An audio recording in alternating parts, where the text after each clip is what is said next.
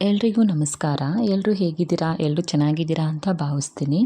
ಇದು ನನ್ನ ತುಳಸಿ ಪೂಜೆಯ ಒಂದು ಪುಟ್ಟ ವಿಡಿಯೋ ನಿಮ್ಮ ಜೊತೆ ಶೇರ್ ಮಾಡ್ಕೋಬೇಕು ಅಂತೇಳಿ ಇವತ್ತು ಶೇರ್ ಮಾಡ್ತಿದ್ದೀನಿ. ನಮ್ಮ ಹಿಂದೂ ಸಂಪ್ರದಾಯದ ಪ್ರಕಾರ ನಾವು ತುಳಸಿ ಗಿಡಕ್ಕೆ ಮತ್ತು ತುಳಸಿ ಪೂಜೆಗೆ ತುಂಬ ಪ್ರಾಮುಖ್ಯತೆ ಕೊಡ್ತೀವಿ. ಯಾವ ಮನೆಯಲ್ಲಿ ತುಳಸಿ ಗಿಡ ಇರುತ್ತೋ ಆ ಮನೆಯಲ್ಲಿ ಸ್ವಾಮಿ ಮಹಾವಿಷ್ಣು ನೆಲೆಸಿರ್ತಾನೆ ಅಂತ ಒಂದು ನಂಬಿಕೆಯಿಂದ ನಾವು ತುಳಸಿಯನ್ನು ತುಂಬ ಶ್ರದ್ಧೆ ಭಕ್ತಿಯಿಂದ ಪೂಜೆ ಮಾಡ್ತೀವಿ. ಇಲ್ಲಿ ತುಳಸಿ ಗಿಡಕ್ಕೆ ಒಂದು ಅದ್ಭುತವಾದ ಮಹತ್ವ ಇದೆ. ಅದೇ ಥರ ತುಳಸಿ ಪೂಜೆಗೂ ಕೂಡ ಒಂದು ಕತೆ ಇದೆ. ನಾನಿವತ್ತು ಆ ಕಥೆನ ನಿಮಗೆ ಪುಟ್ಟದಾಗಿ ಹೇಳ್ತೀನಿ. ವೃಂದ ಎಂಬ ಒಬ್ಬ ಯುವತಿ ತುಳಸಿ ಗಿಡ ಆಗಿ ಅವಳು ಅವತರಿಸಿರ್ತಾಳೆ. ಈ ವೃಂದ ಒಬ್ಬ ರಾಜ್ಕುಮಾರಿಯಾಗಿದ್ದು ಇವಳು ಅಸುರರ ರಾಜನಾದ ಜಲಂಧರ ಅಂತ ಇರ್ತಾನೆ. ಆ ಜಲಂಧರನ್ನು ಇವಳು ಮದುವೆ ಆಗಿರ್ತಾಳೆ. ಹಾಗೆ ವೃಂದ ಮಹಾನ್ ದೈವ ಭಕ್ತಳಾಗಿರ್ತಾಳೆ. ಇವಳು ಪರಮ ಪೂಜ್ಯಳು ಮತ್ತು ಮಹಾವಿಷ್ಣುವಿನ ಪರಮ ಭಕ್ತಳಾಗಿರ್ತಾಳೆ. ಇವಳು ಈಕೆಯ ದೈವ ಭಕ್ತಿಯಿಂದ ಜಲಂಧರ ತುಂಬ ಶಕ್ತಿಶಾಲಿಯಾಗಿರ್ತಾನೆ.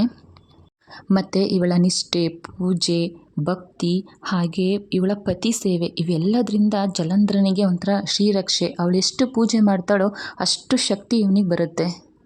ಒಮ್ಮೆ ಜಲಂಧರ ದೇವತೆಗಳ ಲೋಕನ ಗೆಲ್ಲಬೇಕು ಅಂತೇಳಿ ದೇವತೆಗಳಿಗೆ ಯುದ್ಧನ ಸಾರ್ತಾನೆ. ಅವ್ರ ಜೊತೆ ಯುದ್ಧ ಮಾಡಿ ಅವ್ರ ಲೋಕನ ನಾನು ಗೆಲ್ಲಬೇಕು ಅಂತೇಳಿ ಯುದ್ಧ ಸಾರ್ತಾನೆ ಇವನು. ಇಲ್ಲಿ ವೃಂದ ತನ್ನ ಪತಿ ಯುದ್ಧಕ್ಕೆ ಹೋದ ನಂತರ ಅವಳು ಪೂಜೆ ಕೂರ್ತಾಳೆ. ತನ್ನ ಪತಿ ಯುದ್ಧದಿಂದ ಗೆದ್ದು ಮನೆಗೆ ವಾಪಸ್ ಬರಲಿ, ಅವರು ಅಂದ್ಕೊಂಡಿದ್ದು ಎಲ್ಲ ಆಗಲಿ ಅಂತೇಳಿ ಪೂಜೆ ಕೂರ್ತಾಳೆ. ಅವರು ಯುದ್ಧದಿಂದ ಬರೋವರೆಗೂ ನಾನು ಎದ್ದೇಳಲ್ಲ ಅಂತೇಳಿ ಪೂಜೆ ಮಾಡ್ತಾಳೆ ಇವಳು. ಇವಳು ಎಷ್ಟು ಪೂಜೆ ಮಾಡ್ತಾ ಹೋಗ್ತಾಳೋ ಅಷ್ಟು ಶಕ್ತಿ ಜಲಂಧರನಿಗೆ ಹೆಚ್ಚಾಗ್ತಾ ಹೋಗುತ್ತೆ. ಹೇಗೆ ಅಂತ ಅಂದರೆ ಯಾವ ದೇವತೆಗಳು ಕೂಡ ಇವನ್ನ ಸೋಲ್ಸೋದಕ್ಕಾಗೋದಿಲ್ಲ. ಅಷ್ಟು ಶಕ್ತಿ ಇವನಲ್ಲಿ ಹೆಚ್ಚಾಗ್ತಾ ಹೋಗುತ್ತೆ.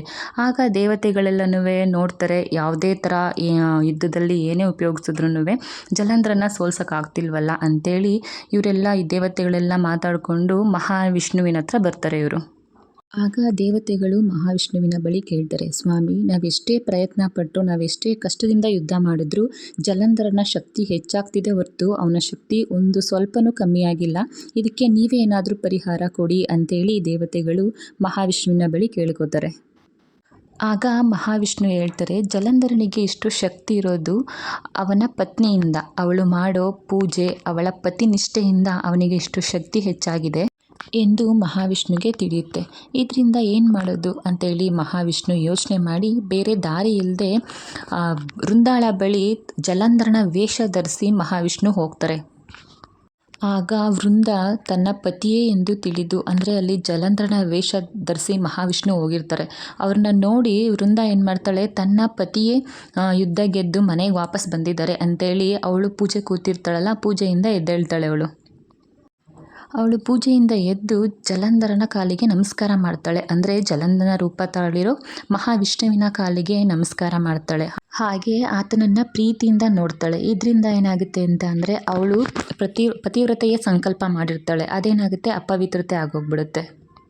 ಆಗ ಜಲಂಧರನ ಶಕ್ತಿ ತುಂಬ ಕಮ್ಮಿ ಆಗ್ತಾ ಹೋಗುತ್ತೆ. ಅವನಿನ್ನೂ ಯುದ್ಧದಲ್ಲೇ ಇರ್ತಾನಲ್ಲ, ಯುದ್ಧ ಮಾಡ್ತಿರ್ತಾನೆ, ಅವನ ಶಕ್ತಿಯಲ್ಲಿ ಕಮ್ಮಿ ಆಗ್ತಾ ಹೋಗುತ್ತೆ. ಈ ಟೈಮಲ್ಲಿ ಅಂದರೆ ಅವನ ಶಕ್ತಿ ಕಮ್ಮಿ ಆಗೋ ಟೈಮಲ್ಲಿ ಶಿವ ಏನು ಮಾಡ್ತಾರೆ, ಅವನ ತಲೆಯನ್ನು ಕತ್ತರಿಸ್ತಾರೆ. ಅವನ ತಲೆಯನ್ನು ಕತ್ತರಿಸಿ ಅವನನ್ನು ಸಂಹರಿಸಿ ಅವನ ತಲೆಯನ್ನು ಭೂಲೋಕಕ್ಕೆ ಬಿಸಾಡ್ತಾರೆ. ಭೂಲೋಕದಲ್ಲಿ ವೃಂದ ಇರ್ತಾಳಲ್ವ, ಅಂದರೆ ಅವನ ಜಲಂಧರನ ಹೆಂಡತಿ ವೃಂದಾಳ ಪಾದದ ಬಳಿಗೆ ಅವನ ತಲೆ ಬಂದು ಬೀಳುತ್ತೆ. ಆಗ ವೃಂದಳಿಗೆ ತುಂಬ ಆಶ್ಚರ್ಯವಾಗಿ ತುಂಬ ಭಯದಿಂದ ಅವನ ತಲೆಯನ್ನು ಶರೀರವನ್ನು ನೋಡ್ತಿರ್ತಾಳೆ. ಆಗ ಅವಳಿಗೆ ಎಲ್ಲ ತಿಳಿಯುತ್ತೆ, ನನ್ನ ಬಳಿ ಬಂದಿದ್ದು ನನ್ನ ಪತಿಯಲ್ಲ, ಮಹಾವಿಷ್ಣು ಮೋಸದಿಂದ ವೇಷ ಮರೆಸಿ ನನ್ನ ಬಳಿಗೆ ಬಂದಿದ್ದಾರೆ. ಮತ್ತು ನಾನು ಪೂಜೆ ಮಾಡುವ ನನ್ನ ಮಹಾವಿಷ್ಣುವೇ ನನಗೆ ಮೋಸ ಮಾಡಿದ್ದಾರೆ. ಹಾಗೆ ನನ್ನ ಪತಿವ್ರತೆ ಹಾಗೂ ನನ್ನ ಪತಿಯ ಧರ್ಮ, ನನ್ನ ಪೂಜೆಗೆ ಭಗ್ನ ಮಾಡಿದ್ದಾರೆ ಇವರು ಅಂತೇಳಿ ತುಂಬ ಕೋಪ ಮಾಡ್ಕೋತಾಳೆ ಅವಳು. ನನ್ನ ಭಗವಂತನೇ ನನಗೆ ಮೋಸ ಮಾಡಿದ್ದಾರೆ ಅಂತೇಳಿ ಮಹಾವಿಷ್ಣುವಿಗೆ ಅವಳು ಶಾಪ ನೀಡ್ತಾಳೆ. ಏನಂತ ಶಾಪ ಕೊಡ್ತಾಳೆ ಅಂತ ಅಂದರೆ, ನೀನು ಕೂಡ ನಿನ್ನ ಪತ್ನಿಯರಿಂದ ದೂರ ಆಗಿ ನಿನ್ನ ಪತ್ನಿಯರ ವಿರಹ ವೇದನೆಯನ್ನು ನೀನು ಅನುಭವಿಸು, ಹಾಗೆ ನೀನು ಕಪ್ಪು ಕಲ್ಲಾಗು ಎಂದು ಶಾಪ ನೀಡಿ ಅವಳು ಕೂಡ ಅಗ್ನಿ ಆಹುತಿಯಾಗಿ ಸತ್ತೋಗ್ತಾಳೆ. ಹೀಗೆ ವೃಂದಾಳ ಶಾಪದಿಂದ ಮಹಾವಿಷ್ಣುವು ಸಾಲಿಗ್ರಾಮದ ಕಲ್ಲಾಗ್ತಾರೆ. ಈಕೆಯ ಶಾಪದಿಂದ ಮಹಾವಿಷ್ಣುವನ್ನು ಕಾಪಾಡಬೇಕು ಅಂತೇಳಿ ಈ ದೇವತೆಗಳೆಲ್ಲ ಏನು ಮಾಡ್ತಾರೆ, ಈ ವೃಂದಾಳ ಆತ್ಮವನ್ನು ಒಂದು ಸಸ್ಯಕ್ಕೆ ವರ್ಗಾವಣೆ ಮಾಡ್ತಾರೆ. ಆ ಸಸ್ಯಕ್ಕೆ ವರ್ಗಾವಣೆ ಮಾಡಿ ಅದನ್ನು ತುಳಸಿ ಅಂತ ಹೆಸರಿಡ್ತಾರೆ. ಹಾಗೆ ಸಾಲಿಗ್ರಾಮದ ರೂಪದಲ್ಲಿರುವ ವಿಷ್ಣುವಿಗೂ ಹಾಗೆ ವೃಂದಾಳ ಆತ್ಮ ಇರುವ ತುಳಸಿ ಗಿಡಕ್ಕೂ ಮದುವೆ ಮಾಡ್ತಾರೆ. ಇದರಿಂದಾಗಿ ವೃಂದಾಳ ಶಾಪ ಪ್ರಮಾಣವು ಸ್ವಲ್ಪ ವಿಷ್ಣುವಿಗೆ ಕಡಿಮೆ ಆಗಲಿ ಅಂತೇಳಿ ಈ ಥರ ಮದುವೆಯನ್ನು ಮಾಡ್ತಾರೆ. ಹೀಗೆಲ್ಲ ಮಾಡಿದ್ರೂ ಕೂಡ ಮಹಾವಿಷ್ಣುವಿನ ಅವತಾರವಾದ ರಾಮ ಹಾಗೂ ಕೃಷ್ಣ ಇವೆರಡು ಅವತಾರವನ್ನು ವಿಷ್ಣು ತಾಳ್ತಾರೆ. ರಾಮನ ಅವತಾರದಲ್ಲಿ ಸೀತೆಯನ್ನು ಮದುವೆ ಆಗ್ತಾರೆ. ಕೃಷ್ಣನ ಅವತಾರದಲ್ಲಿ ರಾಧೆಯನ್ನು ಪ್ರೀತಿಸ್ತಾರೆ. ಆದರೆ ಇವೆರಡರಲ್ಲೂ ಕೂಡ ರಾಮನ ಅವತಾರದಲ್ಲೂ ಸೀತೆಯಿಂದ ದೂರ ಇರ್ತಾರೆ, ಕೃಷ್ಣನ ಅವತಾರದಲ್ಲೂ ರಾಧೆಯಿಂದ ದೂರ ಇರ್ತಾರೆ. ಇವೆಲ್ಲದಕ್ಕೂ ಪತಿವ್ರತೆಯಾದ ವೃಂದಾಳ ಶಾಪವೇ ಕಾರಣವಾಗುತ್ತೆ. ಇದಿಷ್ಟು ತುಳಸಿ ಆಚರಣೆಯ ಬಗ್ಗೆ ಕಥೆಯಾಗಿರುತ್ತೆ. ನನಗೆಷ್ಟು ಗೊತ್ತೋ ಅಷ್ಟು ನಿಮಗೆ ತಿಳಿಸಿದ್ದೀನಿ. ಮತ್ತು ನಮ್ಮ ಈ ತುಳಸಿ ಭಕ್ತಿ ಮತ್ತು ಆರೋಗ್ಯ ಇವೆರಡಕ್ಕೂ ತುಂಬ ಶ್ರೇಷ್ಠವಾದದ್ದು. ಯನ್ಮೂಲೆ ಸರ್ವತೀರ್ಥಾನಿ ಯನ್ಮಧ್ಯೆ ಸರ್ವದೇವತಾ ಯಥಾಗ್ರೇ ಸರ್ವವೇದಾಚ್ಚ ತುಳಸಿತ್ವಂ ನಮಾಮ್ಯಹಂ. ಅಂದರೆ ಇದರ ಅರ್ಥ, ತುಳಸಿಯ ಬೇರಿನಲ್ಲಿ ಸಕಲ ಪುಣ್ಯ ತೀರ್ಥಗಳು ಮತ್ತು ಮಧ್ಯಭಾಗದಲ್ಲಿ ಸಕಲ ದೇವತೆಗಳು ಹಾಗೆ ಅಗ್ರಭಾಗದಲ್ಲಿ ಸಕಲ ವೇದಗಳು ನೆಲೆಸಿವೆ. ಅಂತಹ ತುಳಸಿ ದೇವಿಯೇ ನಿನ್ನನ್ನು ಸ್ಮರಿಸುತ್ತೇನೆ. ಈ ಶ್ಲೋಕ ತುಳಸಿಯ ಮಹತ್ವವನ್ನು ತಿಳಿಸುತ್ತೆ.